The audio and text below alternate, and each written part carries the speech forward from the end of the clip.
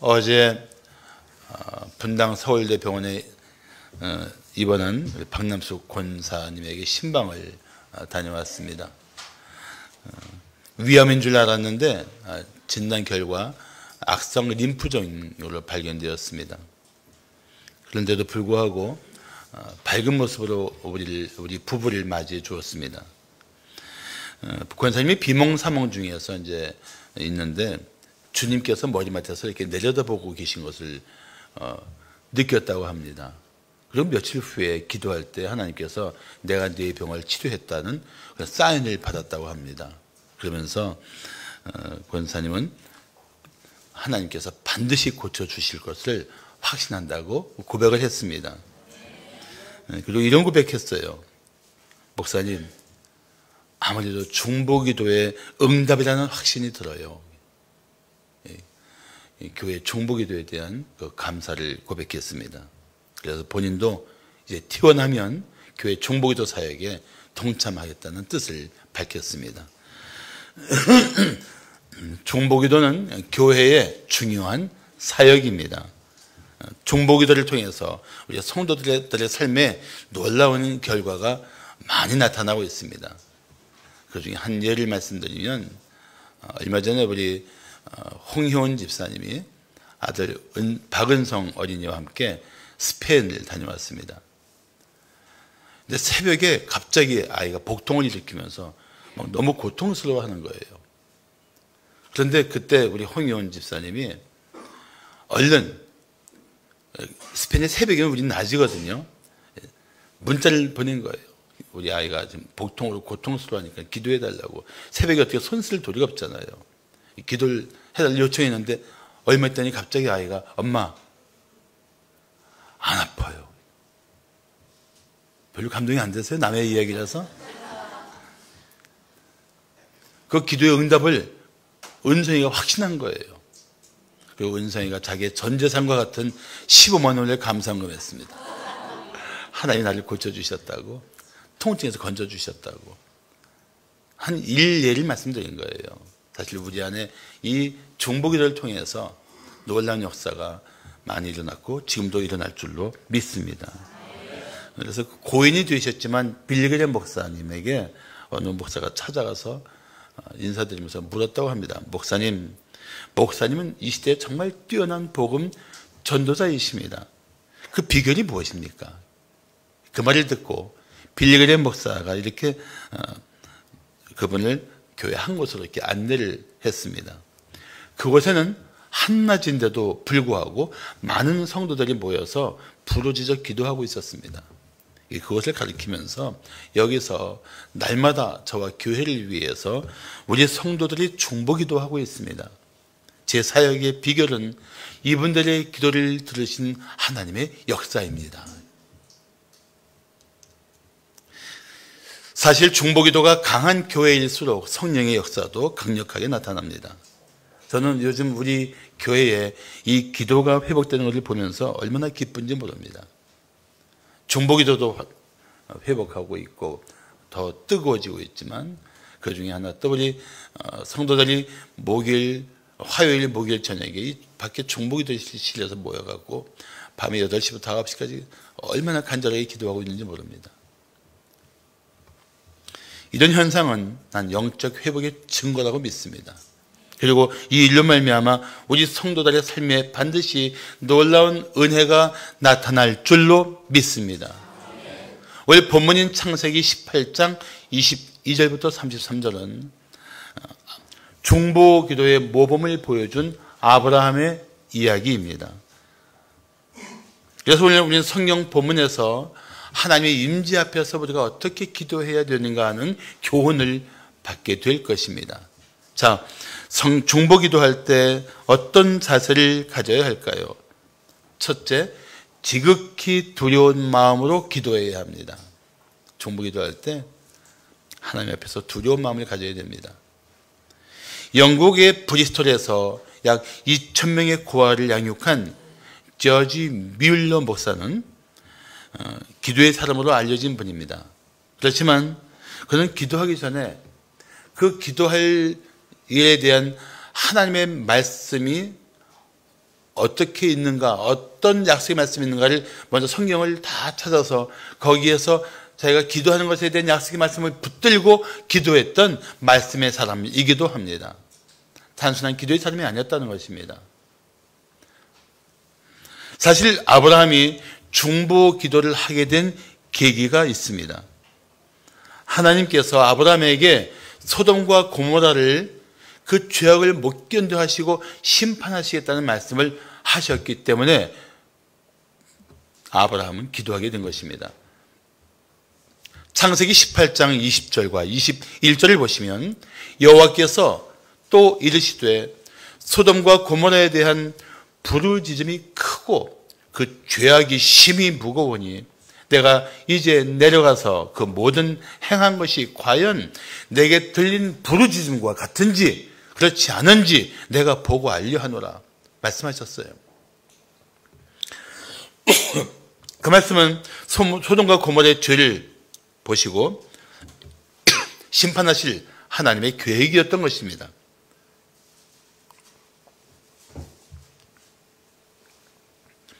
사랑하는 성도 여러분, 우리가 이웃의 죄를 보며 비난하고 벌받아 마땅하다고 생각한다면 하나님의 사람다운 자세라고 말할 수 없습니다. 이웃들의 문제를 보면서 무심히 지날 수 있다면 그건 역시 하나님의 은혜를 입은 성도의 자세라고 말할 수 없습니다. 그들에게 이 말 하나님의 진노를 생각하고 그들을 위해 기도해야 합니다. 그것이 성도의 자세입니다. 오늘 22절을 보시면 그 사람들이 거기서 떠나 소돔으로 향하여 가고 아브라함은 여호와 앞에 그대로 섰다고 말합니다. 이제 하나님이 보내신 사람들이 떠나서 소돔과 고모라로 살피려 들어갔고 아브라함은 하나님 앞에 홀로 서게 되었습니다. 하나님 앞에 서 있다는 것은 하나님과의 인격적인 관계를 맺을 수 있는 절호의 기회입니다. 진실로 하나님을 사모하는 성도라면 하나님과의 1대1의 만남을 사모해야 합니다. 그리고 그런 하나님과의 1대1의 관계 속에서의 인격적 교제를 갈망해야 합니다. 그런 자리가 어디입니까? 기도의 자리입니다.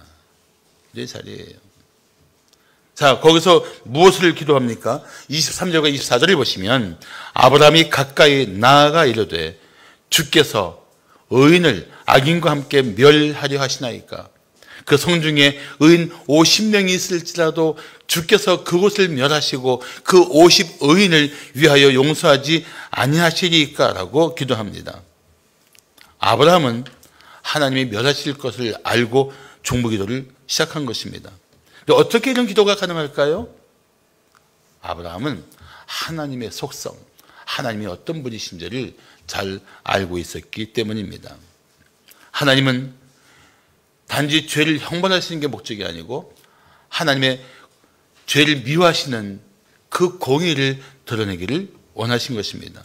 그렇지만 사실 하나님의 이 공의는 하나님의 선하심에 뿌리를 두고 있습니다. 그래서 C.S. 로이스는 이런 주목할 말을 했습니다.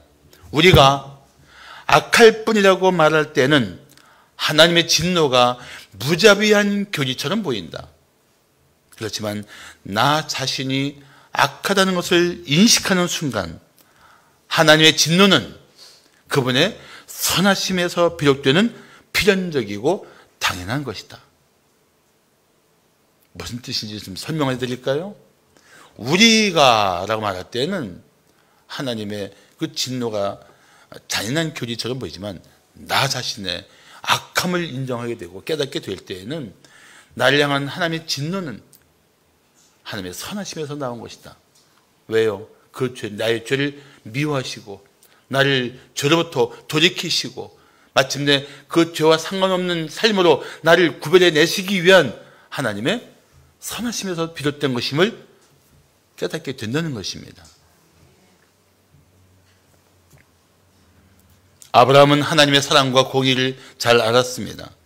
그래서 하나님 앞에서 심판하실 계획을 가지신 하나님 앞에서 지극히 극히 두려운 마음으로 기도합니다. 자, 25절 보시면 주께서 이같이 하사 의인을 악인과 함께 죽이심은 부당하오며 의인과 악인을 같이 하심도 부당하니이다. 세상을 심판하시는 이가 정의를 행하실 것이 아니니까. 한편으로 생각하면 참 겁도 없는 기도예요. 하나님 앞에 이렇게 기도를 하다니. 겁을 상실한 아브라함의 모습을 보고 있습니다. 그런데 사실 이 기도는 하나님의 하나님 되심을 신뢰할 때 나올 수 있는 기도입니다. 아브라함은 확신했습니다. 하나님은 진노 중에도 결코 불의를 행하실 수 없는 분이시다. 그걸 믿은 거예요. 그걸 확신한 거예요. 인간은 어떻습니까? 좀 어려운 분노를 가지고 시작했을지 몰라도 나중에는 자기 분노를 절제하지 못하고 걷잡을 수 없는 분노의 화염에 쌓여서 불의를 행할 수 있는 가능성이 얼마나 많습니까? 하나님은 진노 중에도 결코 불의를 행하실 수 없는 분이시니까 그 하나님을 붙들고 그 하나님의 자비와 긍휼을 구하고 있는 거예요.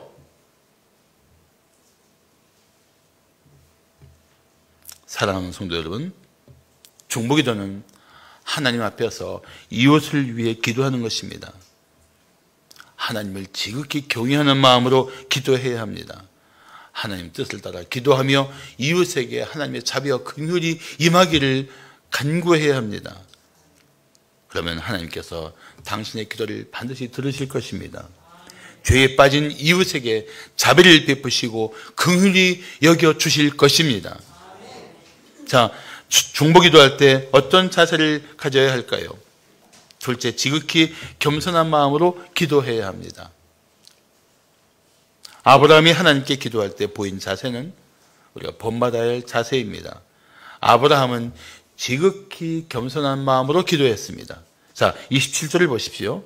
아브라함이 대답하여 이르되 나는 티끌이나 재와 같사오나 감히 주께 아뢰나이다. 아브라함은 지극히 존귀하신 영원한 영광과 권세가 있으신 하나님 앞에 자신을 볼 때 자기는 티끌이나 재와 같은 존재임을 고백했습니다. 맞습니다.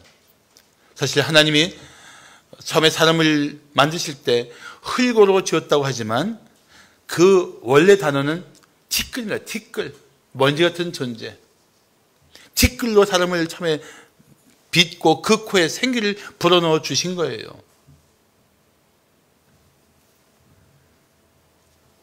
그런 티끌 같은 존재가 감히 하나님께 기도할 수 있는 영광스러운 기회를 아브라함은 자신이 아닌 멸망받아 마땅한 죄인들을 위해서 기도하고 있는 것입니다. 이 자리가 얼마나 특별한 자리인지 아십니까? 아브라함은 그렇게 기도의 자리에 머물러 있었습니다. 모처럼 하나님과 독대한 존귀한 자리에서 자신이 아닌 그 죄악 가운데 죽어 마땅한 이웃들을 위해 기도하는 그의 모습이 얼마나 특별합니까? 한번 생각해 보세요. 만약에 하나님께서 어느 날 호련히 내 앞에 나타나셔서 사랑하는 아무개야, 내게 말하라. 내가 너의 기도를 들어주겠다고 말씀하시면 뭘 기도하겠어요? 우리는 아마 늘 마음에 품고 있던 대로 자녀들을 위해서 축복해달라고, 내 육신의 건강을 이기게 해달라고, 자기의 문제, 자기의 가족의 문제를 아마 서둘러 말씀드릴 수 있는 가능성이 없을까요? 난 있다고 생각합니다. 그런데 이 은혜로운 자리에서 하나님께서 소돔과 고모라를 멸하실 것을 알고 아브라함은 오직 하나님께서 그 땅, 그 백성들을 향해서 은혜를 베풀어 달라고 기도하고 있는 거예요. 난 이 아브라함의 모습이 너무나 아름답게 느껴집니다. 그런데 단순히 그것뿐만이 아닙니다. 아브라함이 그렇게 기도하는 그 모습 속에서 난 불현듯이 이런 생각이 드는 거예요. 아브라함이 자신이 받은 은혜가 그 간구 속에 녹아져 있는 것은 아닐까. 마치 이런 메시지를 말입니다. 나 같은 죄인도 구원하시고 특별한 은혜 가운데 붙들고 계신 하나님, 저들도 불쌍히 여겨 주시옵소서. 아브라함의 심정이 난 여기 있다고 생각이 들었습니다. 하나님께 기도하는 성도는 자신을 낮출 수 있을 만큼 최대한 낮춰야 합니다. 지극히 낮춰야 합니다. 내가 심히 영광스럽고 존귀하신 하나님 앞에 있다는 사실을 잊지 말고 지극히 겸손한 마음으로 기도해야 합니다. 그렇지 않으면 우리 기도는 불평과 원망이 될 수가 있고 이웃들을 정죄하는 외침이 될 수가 있습니다. 나 같은 죄인에게도 한없는 은혜를 베풀어 주신 하나님, 저 불쌍한 영혼들을 멸망시키지 말고 구원하여 주시옵소서. 나는 아브라함의 기도가 이렇게 들리기 시작했습니다. 이게 바로 중보기도하는 성도들의 마음가짐인 것입니다. 나의 행한 일을 생각하면 저주하고 싶지만, 내게 준 고통을 생각하면 하나님의 진노에 빠지도록 내버려 두고 싶지만, 내게 베풀어 주신 그 은혜를 생각하면 그 영혼에게도, 그 죄인에게도, 이 이웃에게도 그 은혜가 필요하겠다고 믿고 그들을 위해 무릎 꿇고 기도하는 기도, 이게 중보기도하는 성도의 기도인 것입니다. 우리에게 행한 대로 갚지 않고 한없는 하나님의 자비와 긍휼이 이웃에게 흘러가도록 기도하는 것, 이 기도가 얼마나 우리 생활 속에 필요한 기도입니까?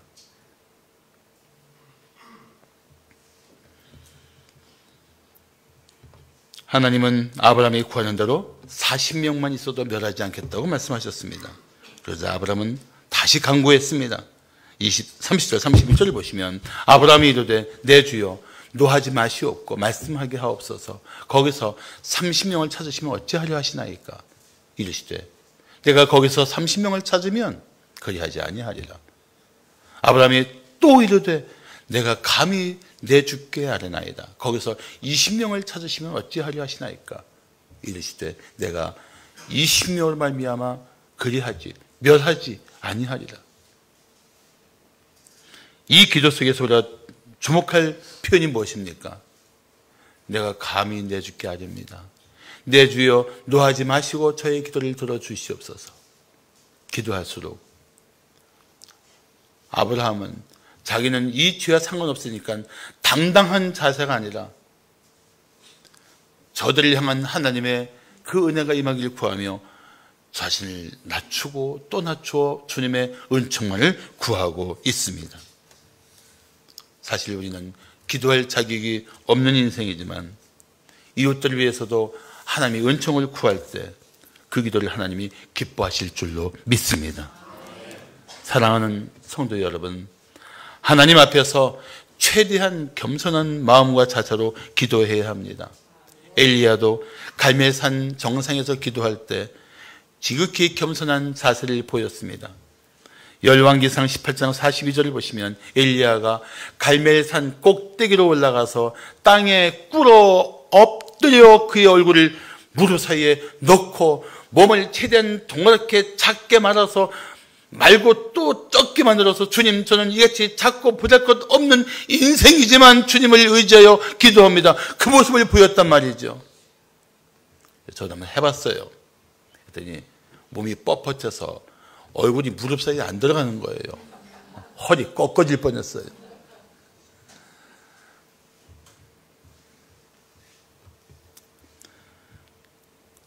사랑하는 성도 여러분, 정말 우리가 지극히 영광스러운 하나님 앞에서 기도하고 있다는 사실을 안다면 우리는 이웃의 죄와 이웃의 허물과 문제에 대해서 정죄하거나 판단하거나 비난하는 것이 아니라 내게 주신 은혜를 그에게도 주시옵소서, 겸손한 마음으로 기도해야 합니다.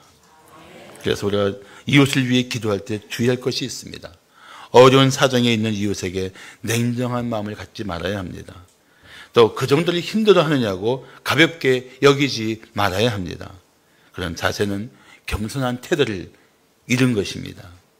이웃을 불쌍히 여기고 하나님이 내게 베푸신 은혜가 우리 이웃에게도 임하도록 겸손한 마음으로 기도하십시오. 그 기도를 하나님이 기뻐하실 것입니다. 마지막으로 중보기도할 때 어떤 자세를 가져야 할까요? 셋째, 간절히 바라는 마음으로 기도해야 합니다. 어느 교회에서 청년부를 맡은 전도사가 청년들이 밤낮 직장과 결혼을 위해서 기도하는 것을 듣고 이렇게 말했습니다. 여러분, 자기만 위해 기도하지 말고 좀 이웃을 위해서도 기도하세요. 그래 놓고 여자 청년을 일으켜서 기도를 시켰습니다. 그래서 이 청년이 이렇게 기도했다고 합니다. 하나님, 그동안 저만 위해서 기도했습니다. 이제는 이웃을 위해 기도합니다. 먼저 우리 부모님을 위해 기도합니다. 우리 부모님이 좋은 사위를 만나게 해주세요. 결국 자기 남편 위해 기도하는 거예요. 그만큼 사람들이 자기 중심의 생각에서 벗어나기가 쉽지 않다는 것입니다. 그러다 보니까 기도도 오직 자기와 자기 가족과 이런 자기 중심 또 가족 이기적인 그런 기도로 끝날 경우가 상당히 많습니다. 성도들은 물론 자신과 가족을 위해 기도해야 합니다. 그러나 그것이 전부가 되어서는 안 된다는 것입니다. 이웃을 위해서도 기도해야 합니다. 할렐루야. 그래서 중보기도는 가장 이타적인 기도이며 또한 우리 주님을 닮아가는 기도입니다. 오스틴 펠프스 목사는 이런 말을 했습니다. 우리는 그 어느 때보다도 중보기도를 할 때 그리스도를 더 많이 닮는다. 맞는 말입니다. 당신이 누군가를 위해 기도할 때 주님의 심정을 갖게 될 것입니다. 우리가 누군가를 위해 기도하는 것은 한편으로는 주님의 기도에 동역하는 것입니다. 로마서 8장 34절을 보시면 누가 정죄하리요? 죽으실 뿐 아니라 다시 살아나신 이는 그리스도 예수시니 그는 하나님 우편에 계신 자요 우리를 위하여 간구하시는 자시니라. 이게 간구하시는 자라는 말은 이렇게 번역하면 더 좋습니다. 우리를 위해서 쉬지 않고 계속해서 간절히 기도하고 계시는 분이시다.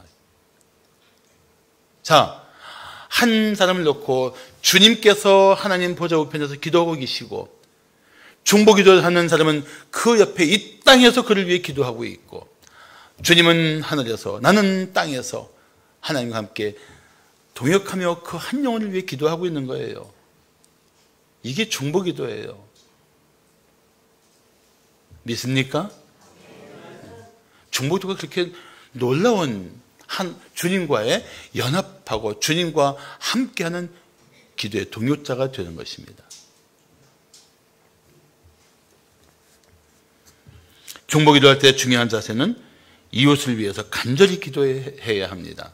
남을 위한 기도라고 건성건성하지 말라는 것입니다. 마치 자신을 위한 것처럼 절박한 심정으로 기도해야 합니다. 32절을 보시면 아브라함이 또 이르되 주는 노하지 마옵소서 내가 이번만 더 아뢰리이다. 거기서 신명을 찾으시면 어찌하려 하시나이까. 이르시되 내가 신명으로 말미암아 멸하지 아니하리라. 아브라함이 하나님과 흥정한 것 같습니까? 아닙니다. 기도는 흥정이 절대 아닙니다. 그러나 아브라함이 6번이나 반복해서 기도한 것은 간절한 기도였다는 증거입니다.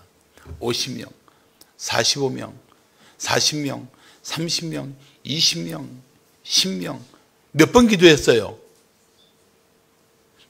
몇 번? 잘 안 들려요. 몇 번? 6번 맞아요. 아니 손가락 다 해줬는데 왜 몰라요? 50, 45, 45, 30, 20, 10 세상에.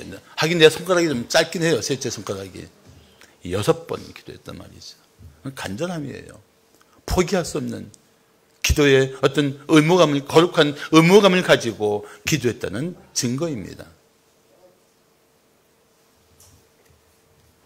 그런데 놀라운 것은 하나님은 아브라함이 기도할 때마다 응답하셨어요. 50명? 그래 50명. 한 5명 적어서 45명 괜찮아. 45명 좋아. 40명은요 괜찮아. 30명 멸하지 않을 거야. 20명은 그랬는데 그 20명이 있어도 내가 멸하지 않아. 10명은요 그래 알았어. 다 응답하셨어요. 문제는 무엇입니까? 그 10명조차 없을 만큼 소돔과 고모라가 죄로 가득했다는 것이에요. 그러면 아브라함의 기도는 실패한 기도입니까? 아닙니다. 그 기도 가운데 구원받은 사람이 있어요. 조카 롯. 그래서 베드로후서 2장 6절부터 8절 말씀하기를 소돔과 고모라 성을 멸망하기로 정하여 재가 되게 하사 후세에 경건하지 아니할 자들에게 본을 삼으셨으며 무법한 자들의 음란한 행실로 말미암아 고통당하는 어려운 롯을 건지셨으니 이는 이 의인이 왜 의인을 건지셨을까요? 아브라함이 기도했거든요. 의인이 10명만 있으면 멸하지 않으실 겁니까? 그래, 그 10명을 인해서 내가 멸망하지 않을 거야, 멸망시키지 않을 거야 말씀하신 그 찾던 의인이 한 명 있었단 말이죠. 한 명. 그러나 이 의인이 그들 중에 이 죄로 가득한 소돔과 고모라 사람들 중에 거하여 날마다 저 불법한 행실을 보고 들으므로 그 어려운 심령이 상했다. 성경이 말씀하고 있어요. 실패한 게 아니에요. 그 기도 가운데 한 명이라도 하나님은 어려운 사람을 구원해 주셨던 것입니다. 여러분, 중보기도의 간절함이 헛되다고 생각하지 마십시오. 절대 헛되지 않습니다. 믿습니까? 절대 헛되지 않아요.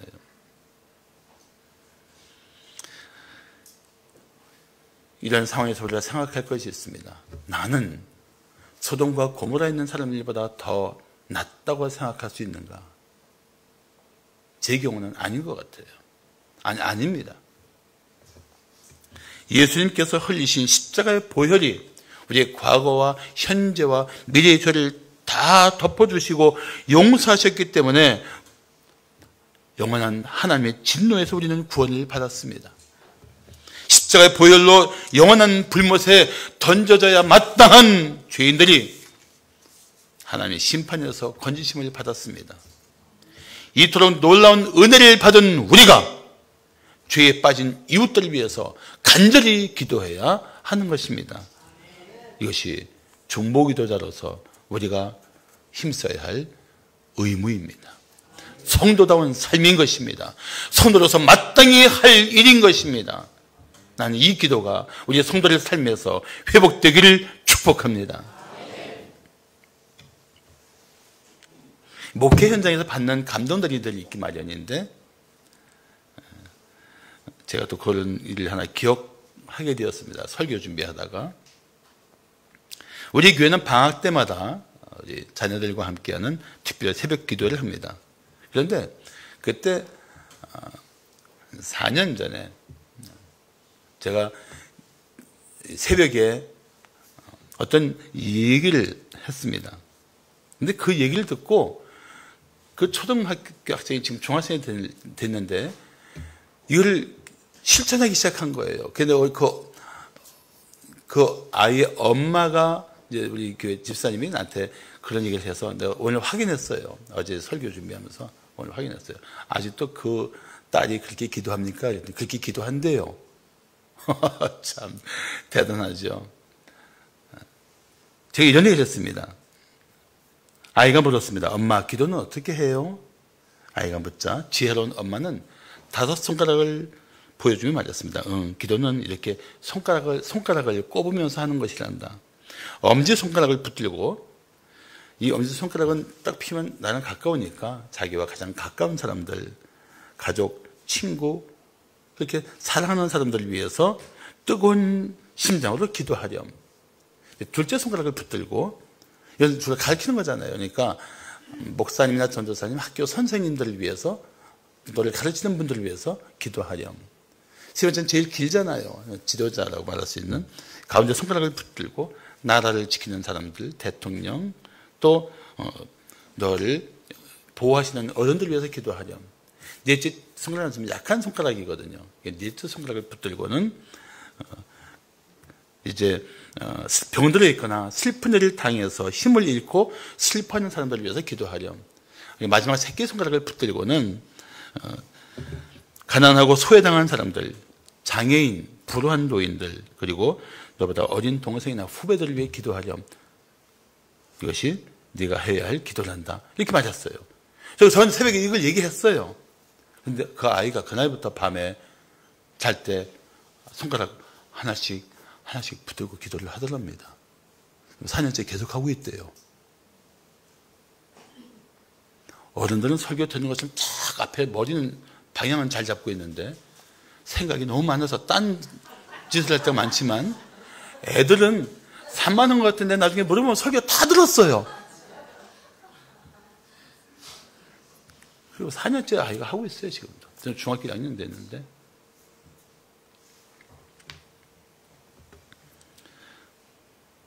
사랑하는 성도 여러분, 우리는 자신을 위해 기도를 할 뿐 아니라 이웃을 위해서도 간절한 마음으로 쉬지 않고 기도해야 합니다.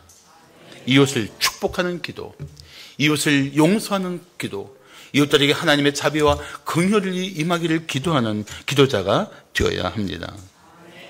그래서 우리는 중보기도를 하기 위해서라도, 누군가를 가슴에 품고 기도하기 위해서라도 하나님께 더 가까이 나아가야 합니다. 하나님 임재 앞에 머물러 있어야 합니다. 그리고 우리는 쉬지 않고 기도해야 합니다. D.A. 카슨 박사는, 유명한 신학자는 이런 말을 했습니다. 기도가 될 때까지 기도하면 결국 우리는 하나님의 임재를 즐거워하고 그분의 사랑 안에서 안식하며 그분의 뜻을 소중히 여기게 된다. 그렇습니다. 중보기도를 하면 할수록 하나님의 뜻을 따라 기도하며 하나님을 기쁘시게 할 것입니다. 중보기도를 하면 할수록 내 기도 가운데 응답하시는 하나님을 경험하게 될 것입니다. 이토록 복된 기도를 할 수 있다면 더 이상 주저하지 말아야 합니다. 오늘부터 시작하십시오. 기도하겠습니다.